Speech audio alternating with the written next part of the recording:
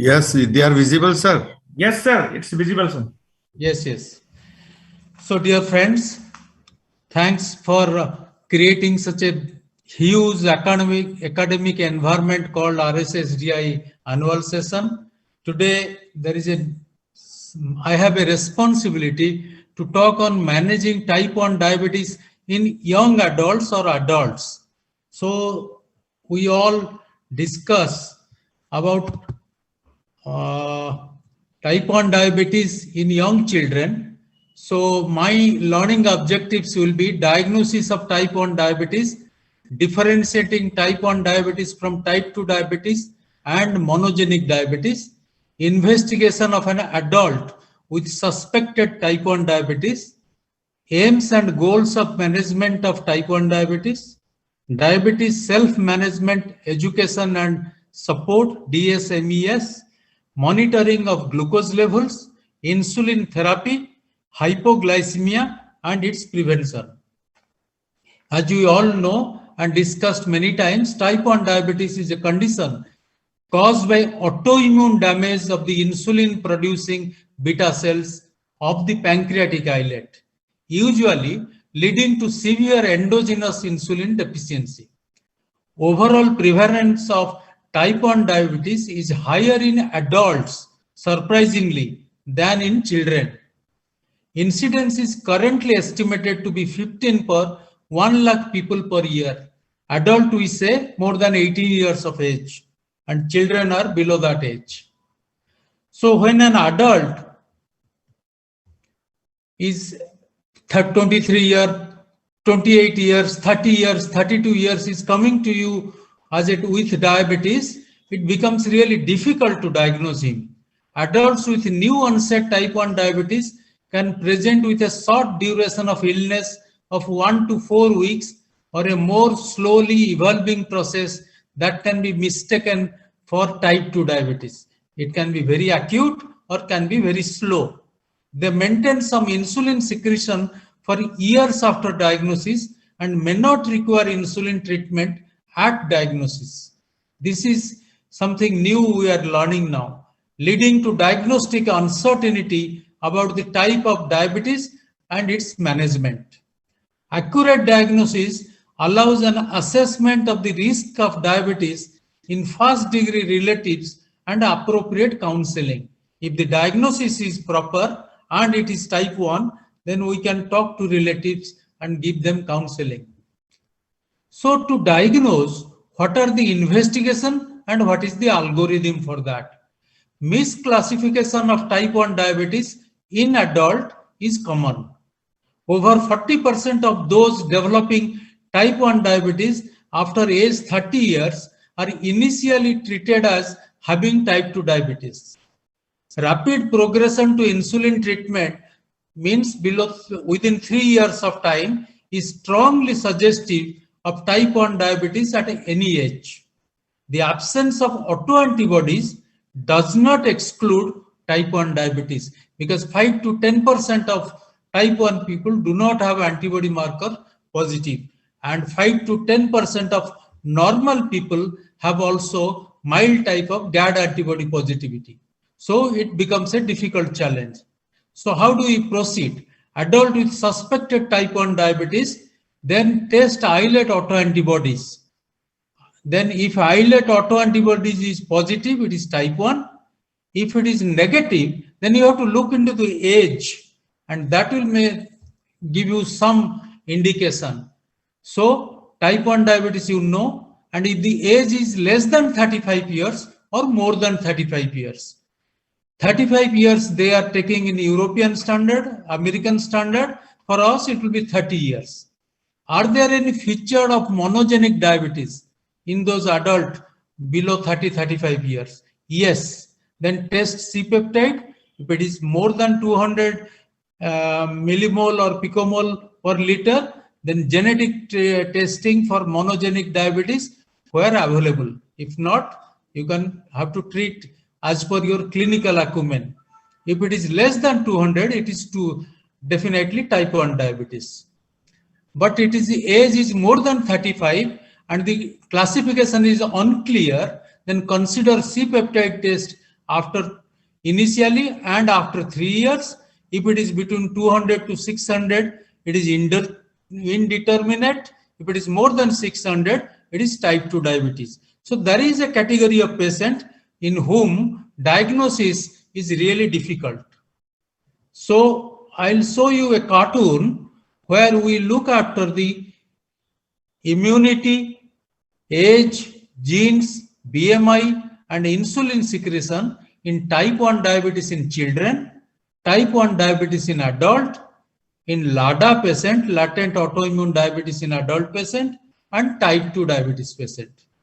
So if you look at the immunity in young children, immunity is very strong. Whereas in adults, it is there, but it is reducing. LADA, it is still existing, but in type 2, it is very weak. Age is, type 1 is child, then type 1 adult is adult, and others are adult. Gene, you see strong HLA connection. In type 1 diabetes adult, you also find HLA connectivity. BMI is normal in type 1 diabetes in adult, and insulin secretion is a requirement is immediate whenever you diagnose. And LADA, it is variable, 6 years you may have to wait, and type 2 is infrequent. You can also see some other factors to differentiate type 1 from LADA from type 2 diabetes. Age is one of the factor, but in my discussion, age is a confusing thing between LADA and type 1 in adult. Obesity, HLA, DQ beta, autoantibodies, T cells, insulin treatment, C-peptide, systemic inflammation. One of the most important is TCFL7L2-FTO, that is stronger in type 2 and to some extent in LADA and absent in type 1. That determines and in diabetes care in 2016, and metabolic syndrome. All these parameters overlap, and from this you can know which is stronger and which is not stronger.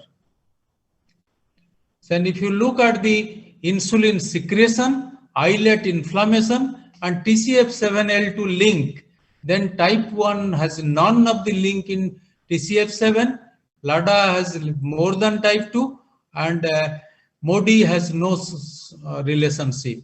And insulin secretion is low in type 1. There is chronic inflammation in type 1, and everything, all have pancreatic chronic inflammation. So what are the aims and goals of management of type 1 diabetes? You have to, glycemic targets for most adults with type 1 diabetes is to be set. So glucose management indicator, GMI, should be less than 7%, HbA1c less than 7%, preprandial glucose should be 80 to 130, 1 to 2 hour postprandial glucose is be less than 180, TIR, time in range, is more than 70%, time below range is 4% or 1%, and time above range is around 25%. So glycemic variability is less than 36%. So all these things are to be kept in mind, and goal is to be fixed to treat your type 1 diabetes in adults. So there is a schematic for management of new onset type 1 diabetes in adults. Treatment depends on individual preferences, capabilities, and circumstances, and the goal is to replace insulin as physiologically as possible, avoiding hypo and hyperglycemia, reaching HbA1c and or TIR targets. So what we have to do? We have to do type 1 diabetes self-management education and support, as Archana was talking, fundamentals of nutrition, carbohydrate counting, and physical activity is to be geared off. Start glucose monitoring either by BGM, blood glucose monitoring, or CGM. CGM is not very common in our country. Repeated blood glucose monitoring or home glucose monitoring is easy for us. CGM, if available, when available plentifully, can be used. That is one of the best thing. Start insulin therapy,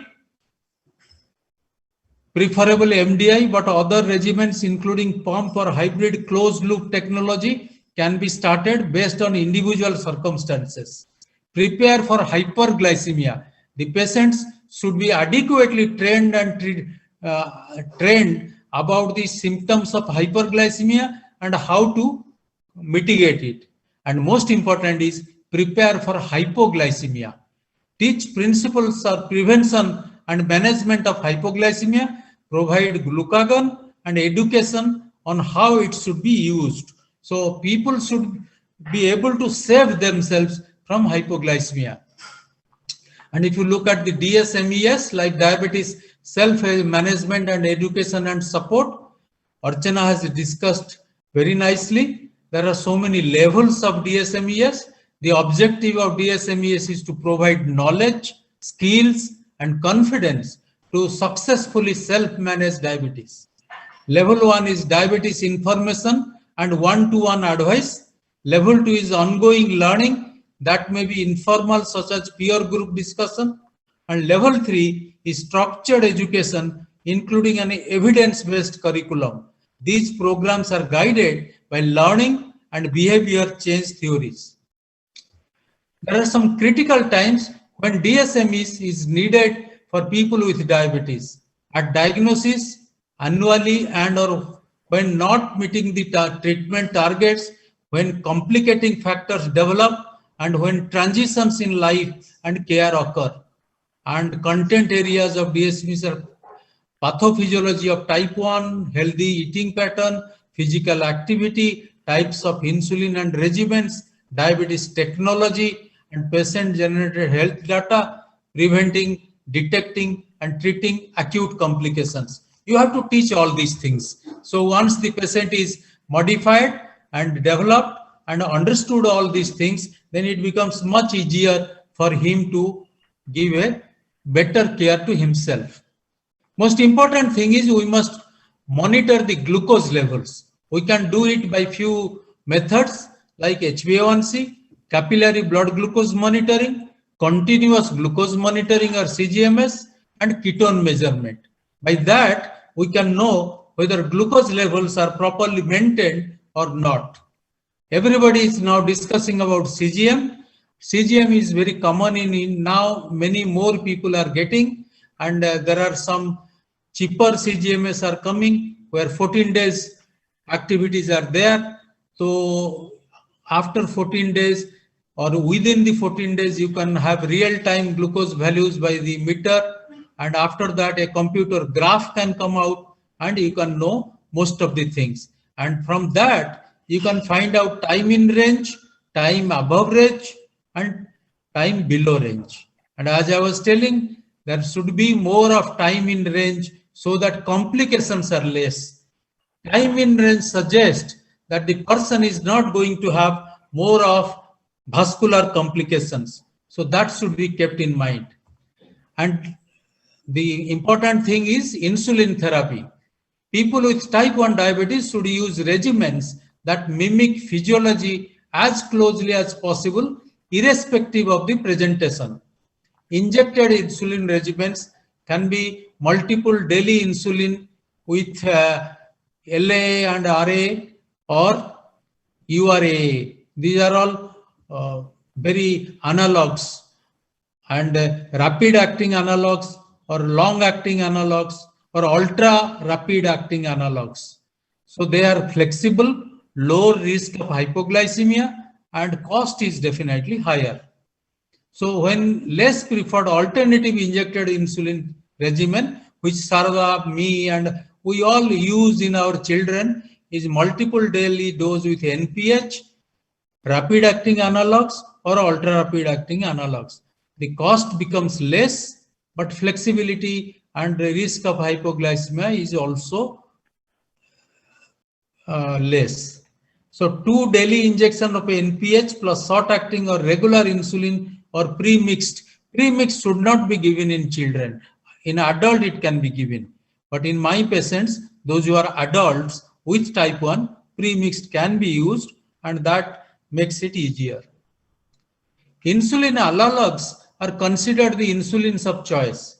Greatest benefits seen with algorithm-driven automated basal insulin delivery, also known as hybrid closed-loop therapy, is now in practice. People, some of the candidates are now using it, but it needs more of training of our doctors and the patients. So continuous insulin infusion regimen is more flexible, lower risk of hypoglycemia and higher cost. Hybrid closed loop is very costly. Insulin pump with threshold predictive low glucose suspension is also costly. And insulin pump therapy without automation is relatively cheaper, still less flexible, and it is there. There is a time after 10 years, whether many people, 80% may be using pumps, but at the moment in India, this is still a dream. And one of the last slides, hypoglycemia and its prevention.